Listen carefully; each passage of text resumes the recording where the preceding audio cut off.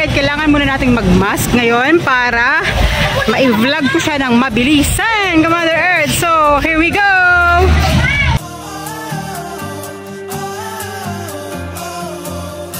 So, ayun Ka-Mother Earth, nandito na nga kami ngayon sa Quezon Street dahil dito dadaan ang parade. Wait lang mga Ka-Mother, abangan nyo!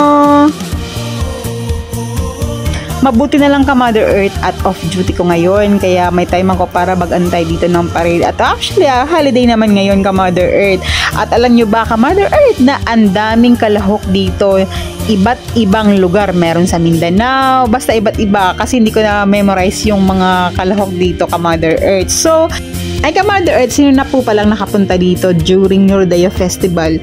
I'm sure nakita ninyo na nakaka-enjoy talaga lalo na ngayon ang dami ng kalahok. At alam nyo maya-maya lang sa video ko may ipapakita ko sa inyo kung anong iba't ibang palaro ang ginagawa.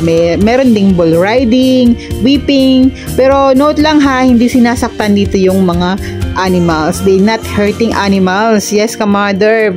Pinapakita lang dito ang tama or very informative talaga ang Rodeo Festival dahil ituturo nila ang proper handling sa mga animals. Yan, Ka-Mother Earth. Parang tao lang din yan Ka-Mother Earth.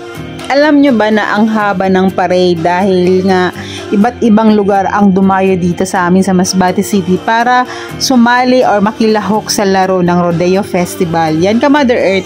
So, mag-comment nga kayo sa baba kung nakapunta na kayo dito sa Masbate at kung ano po yung na-experience ninyo.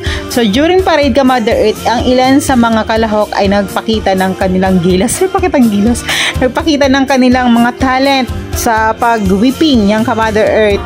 At maya-maya lang napagod na ako sa pag-video at ang nagdataray ng buko na kaya nakapag-decide kami pumunta ng LCC Mall shout out para bumili ng drinks.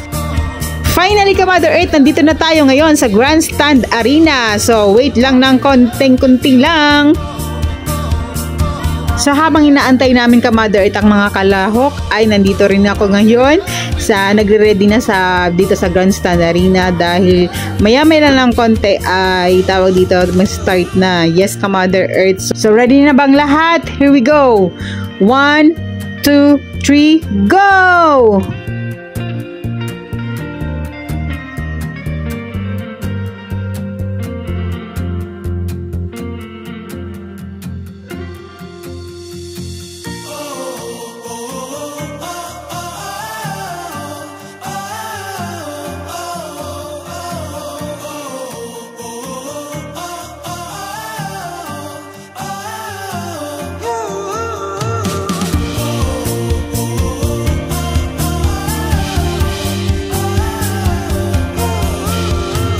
So, commercial break muna Ka-Mother Earth at nagpalaro ng Bring Me.